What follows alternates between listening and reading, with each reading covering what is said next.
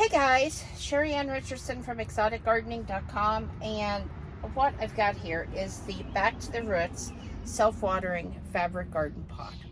Now I do need to tell you that I did receive this item along with some of the other items that I'm going to be using for free in exchange for my honest review. All opinions are my own.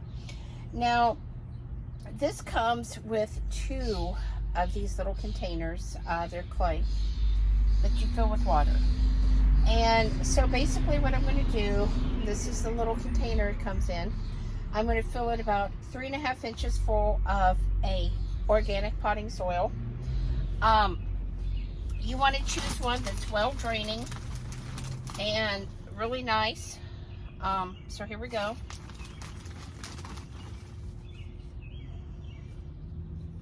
I'm just going to fill it up. And I've got planned to plant a small watermelon in this. It's actually going to be called Mini Love, and it has super short vines. It has small watermelons, so it's really good for a container. And I'm going to set the container here with my potatoes that I'm growing, because watermelon and potatoes are good companion plants. So maybe, I think that's about 3.5 inches. So now it says to put these in here. I do not have these filled with water yet, okay? Actually, is that right? I think I need a little bit more. And I did not pre-moisten my potting soil only because of the video, because it would have made a mud mess. So I do recommend, if you're doing this at home, that you do pre-moisten the potting soil. I will pre-moisten it before I add the watermelon seeds in. So I think that's about right. And then it says just to go ahead and finish filling it up. So I'm going to bring the camera over so that you guys can look inside and kind of get an idea of what this is going to look like. So again, this is my first time trying to grow using a container like this in the self-watering system.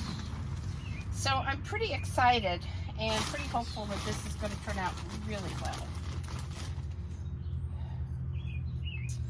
I want to be careful I don't knock these over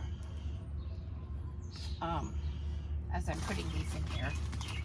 And I really feel like the watermelon is going to benefit from having a self-watering system in place.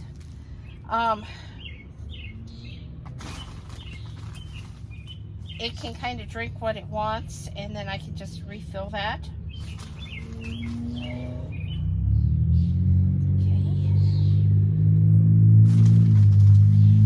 Something I am going to do, because watermelon are heavy feeders, I'm going to take a scoop of this mushroom compost, and I'm just going to put it right here on top and kind of mix it around a little bit. So, because mushroom compost is pretty dense actually, and I don't want to do anything that could cause the watermelon roots to end up being waterlogged and having a problem. Okay, just continuing to fill this up.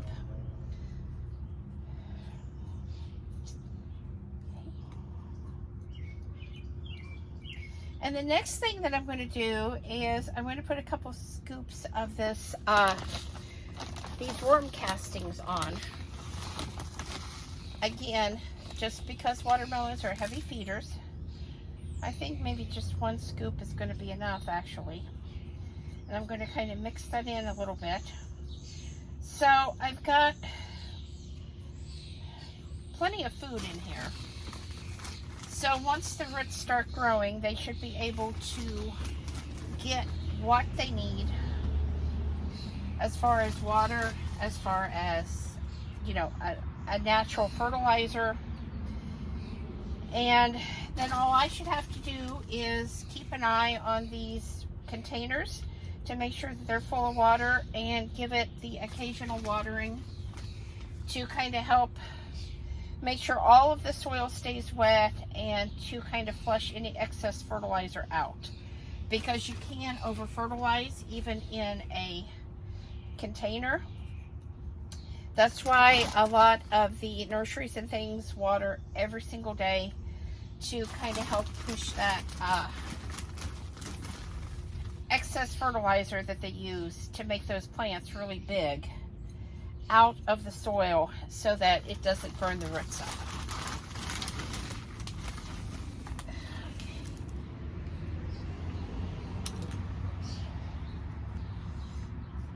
I feel like as I'm pushing this down a little bit, and I'm trying to be careful because I don't want to super compact the soil, but I do want to have enough soil in here so that when I add water, it doesn't just really shrink down.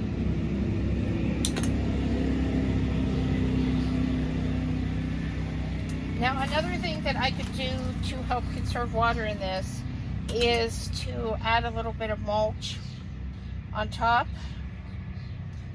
to kind of shade the soil. But I feel like since I'm growing a watermelon, once that watermelon starts to grow, it's going to be fine. It's going to create its own natural shade, and that's not really going to be necessary. So I'm going to pick this up and I'm going to set it right here, kind of in between these potato pots. And again, this is the Back to the Roots self-watering fabric garden pot. You can see that they did tomatoes in theirs. Like I said, I'm going to do a watermelon, and I want to show you what this looks like right here in the top of the pot. I will just take these two off, and these are pretty heavy. And I'll fill those with water, and this should self-water itself through the summer, which will make caring for the plant a whole lot easier. I will obviously be out here with a water hose, especially since this is in my tunnel house. But for people that are busy and maybe don't have all the time to devote to watering constantly, I think this would be a great idea. I think it would be great for kids too, to kind of teach them how to garden, because you shouldn't have to stay on this. Since it has these little containers, you should be able to just check the containers. But we will see how it goes, and I will come back and give you guys an update once I have the watermelon growing and I figured out how well this system works. So thanks for watching, guys. Please subscribe, thumbs up, thumbs down, comments below, and have a wonderful night.